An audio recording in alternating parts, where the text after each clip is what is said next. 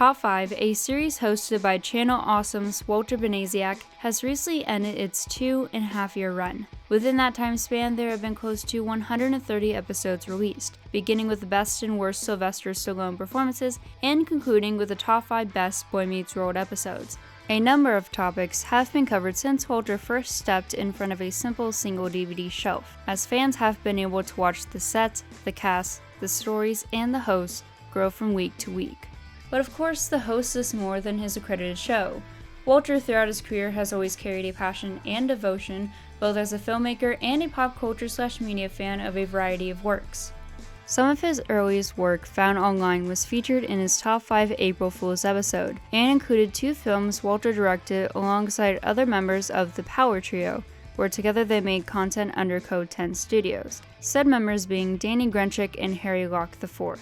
And in turn, Harry has cast Walter in his own directorial features. Along with other independent projects Walter has been affiliated with, you may also find a pre-Channel Awesome Walter on a series called Real Reviews, where he reviewed films to see if they were worth your time, money, and patience. It also included discussion forums with other peers and interviews with familiar faces. The show is entertaining to watch as a retrospective on how far Walter has come in his creative endeavors, and there are a number of great points that he brings up in his critical takes on the films discussed, and was where he found himself eventually being at CA. The Real Reviews series was created while he was completing his graduate's degree at Governor State University. While in search for internships, he thought to ask Jim J. Ross, who he had contact with because of the interviews I inferred about, to see if there were opportunities. From there, you can spot him behind the scenes, helping on NC videos and other series, which from what I recall also included a few peers he knew that could tag along. And the rest is history. He completed the internship, pitched Awesome Comics to CA, a show based around comics and comic-related topics, complete with news and panel discussions, performed for NC episodes, edited the initial episodes that Tamara's never seen during its first year of airing among other projects, and eventually found himself as the host of Top 5. Under his tenure, the show blossomed from discussing actor performances to an array of topics ranging from Power Rangers episodes to Disney songs. Even outside the topics, the program grew to include a set of shelves filled with collectibles and DVDs, themed months with CEA cast members having cameos, former Awesome Comics contributors Heather Roos and Ayanna Wade becoming co-hosts, and a story arc surrounding Walter's battles against the evil Dino Rob. So with all of that legacy to unpack, choosing a top 5 top 5s is a tough countdown to face, especially with the amount of episodes and creative choices within them. So I got a friend. Hi everyone, I'm the Critical Android. Speaking of friends, it's thanks to Walter Banasiak that Carson Geek and I got to know each other. Being a YouTuber myself with a variety of pop culture passions, I took a strong interest in Top 5 and began interacting with Walter on Twitter. Eventually I got the opportunity to interview him for one of my podcasts, which helped Carson Geek discover my content, and the next thing I know, we're talking about TV, college, Awesome Walter, and everything else. And this is what makes Awesome Walter so awesome. Top 5 isn't just another countdown list. Walter brings to the show the sum of his experiences, knowledge, interests, and tastes. As previously mentioned, Walter has a wide array of likes, but he discusses all of them with the same level of passion and reverence. This draws in people with all different kinds of tastes who might not normally watch the same material. There's not a lot of channels you can go to that discuss Power Rangers, Tom Hanks performances, and Super Mario Bros. Super Show episodes with equal love. Top 5 didn't just reveal an analysis of the best and worst in media. It showed that it's okay to enjoy anything you want to, even if it seems at odds with something else you like. Do you enjoy picking apart the nuances of Oscar-winning acting performances, but also enjoy watching WWE storylines play out? Then do it! Enjoy it! Love what you love and don't be ashamed of it. Walter also shows time and time again that something doesn't have to fit the classical definition of good to be enjoyable. No one is going to argue that Power Rangers in Space is a definition of classic television and got snubbed at the Emmy Awards, but that doesn't mean it's a terrible, unenjoyable mess of a show and you have to look down upon it. Our personal preferences are our own, and no one has the right to say we're wrong to enjoy the films, games, TV shows, etc. that we do.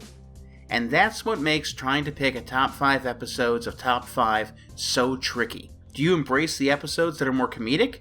Do you enjoy the ones that do deep dives into an actor's filmography? It's going to be a challenge, but Carson Geek and I have risen to that task to bring you the top 5 episodes of Top 5. I'm just going to enjoy this now, so enjoy yourselves. Goodbye.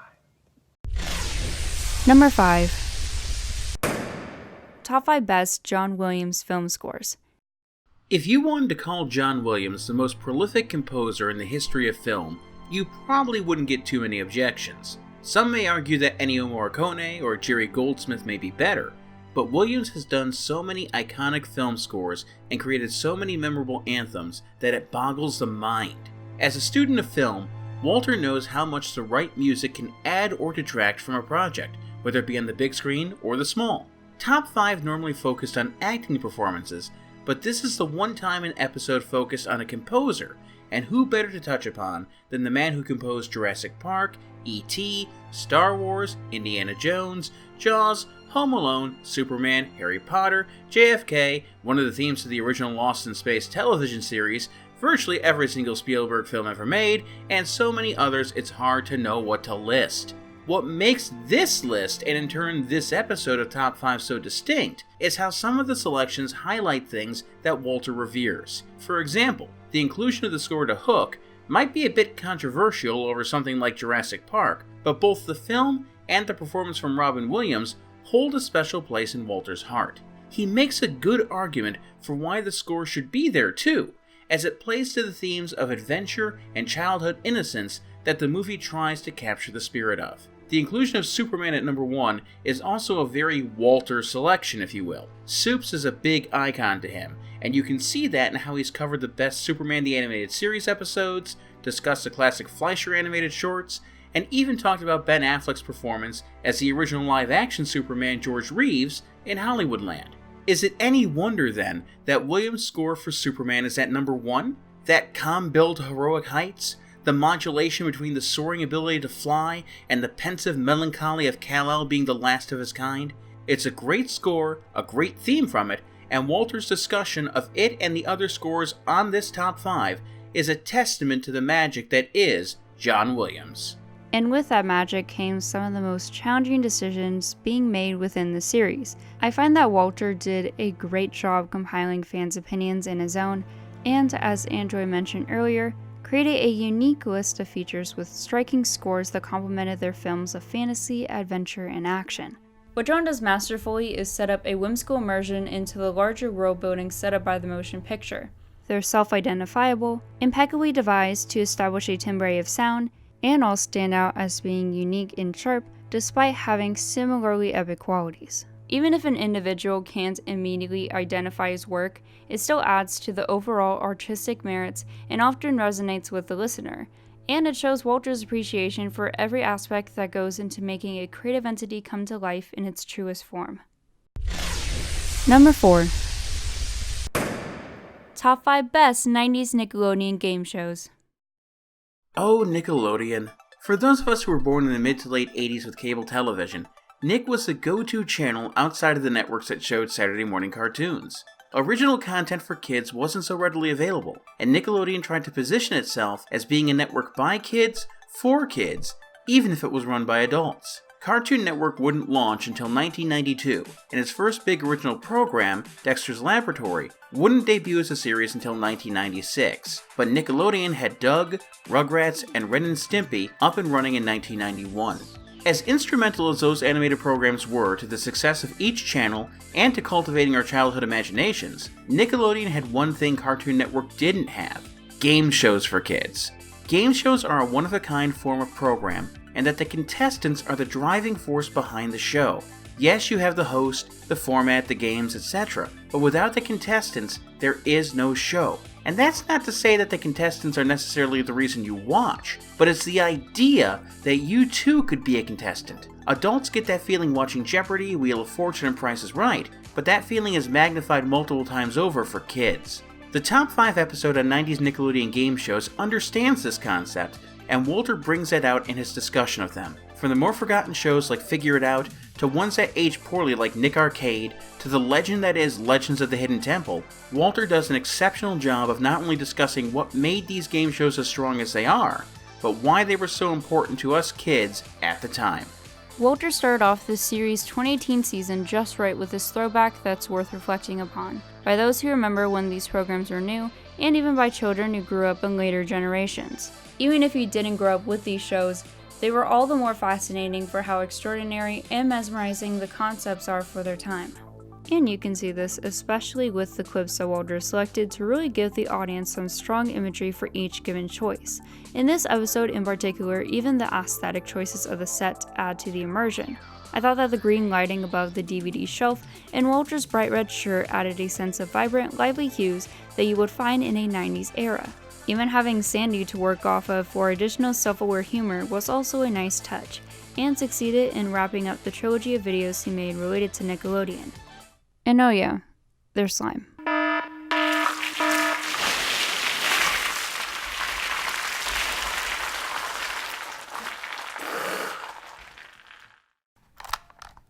I feel like we have to watch that one more time.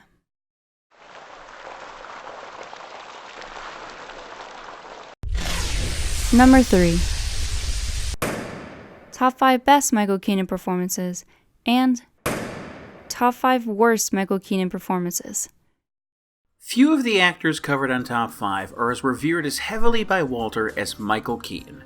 Keaton's film career has been pretty unique in how he went from 80s comedies to the gothic comedy horror of Beetlejuice to Batman, and then into a long period of reduced prominence for much of the mid-90s and 2000s. It wasn't really until 2014's Birdman, or The Unexpected Virtue of Ignorance, that Keaton's star rose again to popular fandom and critical acclaim. The Top 5 Best and Worst Michael Keaton Performances episodes dig in to show off the breadth of Keaton's career and continue to dig down deep enough to uncover not only what these performances were, but to showcase what made them work or not work. For example, as we discover in the Top 5 Worst about him, Keaton really doesn't give a bad performance, but sometimes the script he's given only gives him so much to work with, or has a kind of awkward character arc as we see in Jack Frost.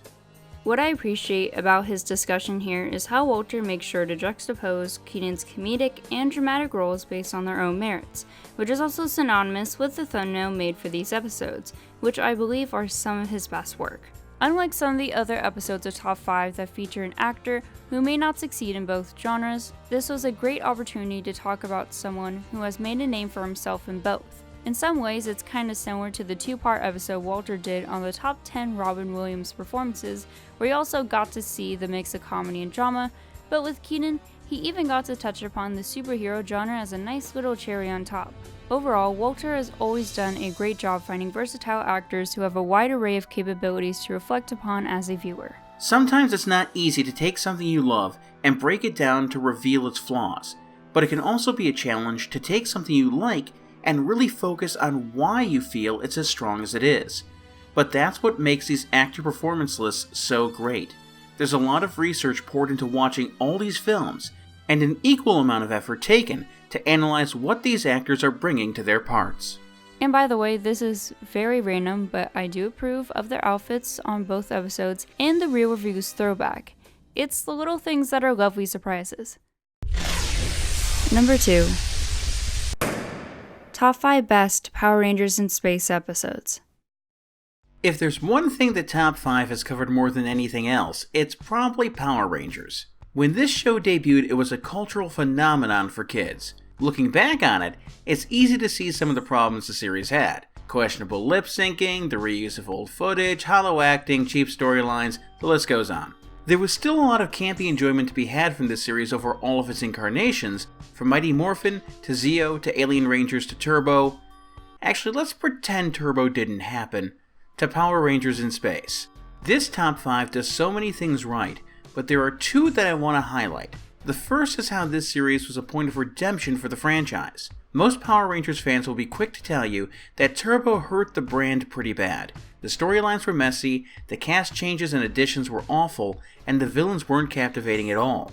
This led to a lot of fans dropping out of following the show, which is regrettable considering that Power Rangers in Space took the storytelling to a darker, more sophisticated level. If you weren't aware of this beforehand, this Top 5 episode serves to let you know, hey, you might have missed out on this, and it's actually worth watching. That brings up the second thing this episode does so right. Power Rangers has never been quality television in the sense of being award-winning, thought-provoking, highbrow storytelling. But that doesn't matter if you can just sit down and enjoy it.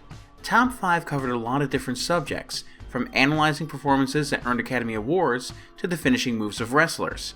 Those might seem like opposing interests that shouldn't be lumped together, but they can be if they're things you legitimately enjoy and have fun with. Walter discusses Power Rangers with the same passion that he discusses anything else on Top 5. There's no shame about it. It's not like he's somehow embarrassed that he enjoys what might be considered by others to be lowbrow entertainment. If you enjoy something, you enjoy it. Just acknowledge it for what it is and have fun with it. Furthermore, the episode was the finale for the Where's Walter story arc that began with Walter dueling with Dino Rob himself. The lore's introduction was in the worst Arnold Schwarzenegger performances, where Walter looks into suspicious events happening around the studio. With apprehensions between Ayana and Heather about his whereabouts, they had to take over Top 5 for several weeks, until Walter eventually found himself back in the real world. It's at this moment where he reveals that he was trapped in the Dino dimension. In said dimension, because all of them found themselves entering it, there are existing clones of the trio that are based on certain personas, some of them seen in other videos on the channel. But these clones are evil, and intent on destroying the real trio. Over time, the clones vanish, and we arrive at this pivotal moment, where at the ending of the episode, they not only go head-to-head with Dino Rob for the last time, but confirm that they've eliminated the clones of themselves, and that the portal to the Dino dimension has been closed. What I came to appreciate about the lore was the visual storytelling that Walter was able to construct from episode to episode. The shots were super crisp, the storytelling through the writing and performances felt natural, and it also wasn't afraid to embrace a bit of corniness, and I enjoyed how fluid the story was up to this episode. The visual effects, practical and digital, were really solid, and I felt that there were moments where he attained legitimately memorable Power Rangers-inspired heights. Even the costumes they wear for their final battle managed to be contemporary, yet allow them to reference the kind of nostalgic-fueled action that made this story so much fun. And that's what makes this episode calibrated in a sentimental sense, because Walter gets to vicariously portray the superheroes he admires and discusses. He got to have action-packed moments, he got to be immersed in his own story, and it shows how much of a fan of the subject material he had to be in order to pull it off. You felt like you were rooting for him simply because he was getting to have this one-of-a-kind experience, slashing monsters, progressing the story and reacting to every twist and turn, almost as if he didn't know what to expect, just like us. That nostalgic naivete perfectly capped his performance and made me fall in love with what he was putting together. The series during this era of Top 5 reminded me a lot of other series such as Board Games, where that extra level of engagement made a typical review or coverage of information more cinematic and sophisticated. It expanded upon what it could offer and allowed further engagement with what was going to happen to James, just as it did here with Walter. We got to wonder how they were going to wrap everything up, and what sinister plots Dino Rob had created. So for all that it did in bringing the lore together, showcasing that it's fine to have a variety of interests, and for reminding people that Power Rangers took a sharp rise in quality, this is a Top 5 episode not to be missed. And our number one choice is Top 5 Best Nostalgia Critic Episodes. It's only fitting that there would be a Top 5 episode about Channel Awesome's biggest attraction, the Nostalgia Critic. Along with the angry video game nerd who's portrayed by James Rolfe, you could argue that Doug Walker's Nostalgia Critic was one of the biggest influences on people creating online reviews and for people following online reviewers. This Top 5 is a love letter to the NC and its fans, and it shows in every way. A lot of effort was put in here to have interviews done with the cast and crew, in-depth discussions of the behind the scenes of certain episodes, and in order to facilitate that, Walter spends less time in front of the camera here than in any other episode of the series, outside of those where he's in the Dino Dimension. It's also one of, if not the longest episode of Top 5, clocking in at close to half an hour, all to make sure that this episode covers everything it needs to. This Top 5 presentation goes a long way to show Walter's skills as a filmmaker, and that it comes across much more like a documentary and less like a typical countdown. Even if you don't really care about how these Nostalgia Critic episodes are ranked, The interviews and details about the episodes make for a fascinating watch, and also make for an absolute treat for those who have been following the Nostalgia Critic over the years. The episode featured a montage that I find to be some of the best editing on the series, and some of the best segments to be featured on the entirety of Channel Awesome. In fact, back in 2017, Walter worked on this episode as well as a series of interviews for Nostalgia Critic The 10-Year Talk. And in addition to that, Walter made a video discussing certain thoughts he had regarding the Nostalgia Critic as a fan and as a creator who came to work for CA. At that point, being a fan of Channel Awesome's content, I personally felt like I could go to a new Top 5 or Nostalgia Critic and feel like I had creators to look up to in a way, especially when the anniversary came around. I looked up to the content a lot for inspiration for my own channel, and it also inspired me to start reaching out to creators I appreciated. By the end of July, I decided to write to Doug through the site and introduce myself. I got a reply from him a few weeks later, and it truly made my day. A few months later, after feeling inspired by NC's Siskel and Ebert videos, I decided to make a video tribute in a similar style, with a few personal touches, and sent him another email following up with a video link. The idea that any of my videos are shared and that they are enjoyed by viewers is always fantastic, and just the experience of receiving comments and messages and seeing the videos shared meant and still means a lot. I got to reach out to Walter on Twitter sometime after that video was released, and I got to share my thoughts on Top 5 with him as well. So I guess it's only fitting that I'm here now making another tribute video for someone who has impacted me in a positive way. Those videos inspired me to share who I am, and at the time when I made that tribute video, having Top 5 and Nostalgia Critic to look forward to every week kept me motivated more than I can ever thank them enough for. I feel like this Top 5 Nostalgia Critic episode resonated with me not only because fans and the crew were so embedded into the creation of it, but also because I realized a personal side to Walter that I heavily admire. He spoke with such passion about something he loved and represented the fan in all of us through that video. It covered content that was new and old, while also being a place to celebrate something that is loved by a collective of fans who watch their work. It showed his sensibility and devotion to representing something and someone he enjoyed, and also for the position he's in to make content within the same environment as a creator he once knew from afar. That to me was a full circle moment that made the episode deeply heart-touching. And I also saw my creativity through his contributions to the anniversary, and it was one of the most encouraging factors that have led me to make video essays and share positive insight on creators I love. Walter truly is a sensible, kind, imaginative, resilient, confident creator who embraces both his childhood and adulthood and isn't afraid to take risks and pursue creative intentions no matter what they are. He is truly the teller of his own story, and you can tell how wholeheartedly involved with CA Walter is, and that dedication makes me even more excited to see what he'll do next as he moves forward to projects beyond what Top 5 had become. It's never easy to say goodbye to something you enjoy. Shakespeare's Romeo and Juliet includes the line about how parting is such sweet sorrow, but the context of that is seldom used properly. While the parting is sorrowful, the idea of it being a temporary absence until the next meeting is supposed to be the sweet part, the anticipation, the build-up, the enjoyment of knowing the future has something just around the corner that you'll come back to. But that's not the case here. Top 5 as we know it is over. Though it may return on occasion, that feeling of knowing that Tuesday is coming and being able to sit down with some snacks and a drink to watch Walter, Heather, and Ayana has come to a close. The sweet part of the sorrow comes from knowing that Walter and the gang will have other projects on the horizon, but it's not going to be quite the same. Is that a bad thing? No, it's not bad. It's just going to be different. Sometimes it's funny the value that we place on things that to others might seem menial. Here's a fun little show that counts down various top 5s and takes about 15 minutes out of your week to watch. In the grand scheme of things, how much does that really matter? Well, sometimes the grand scheme isn't what we should be focused on. Life isn't just a span of years, it's a series of moments. One moment we're watching a YouTube video, one moment we're talking with a friend. One moment we're eating pizza, another moment we're driving to work, listening to a song on the radio. Those little moments are the things that we tend to share with each other. They're the things that connect us.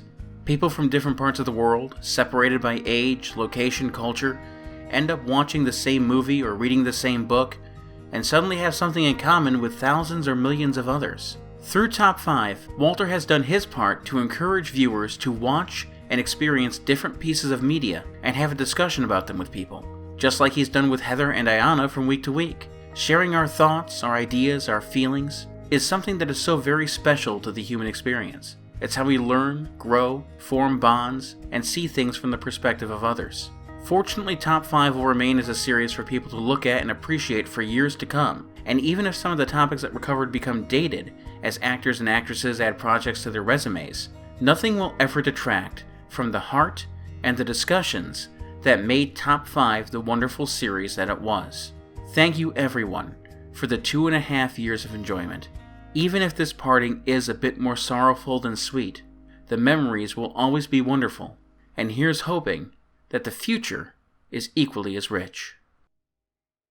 Hey everybody, we had a lot of fun putting this together and sharing our thoughts about Walter. He definitely deserves a lot more attention, so we encourage you all to check him out. Currently on Channel Awesome, he is working full-time on Fanscription and the Fanscription podcast.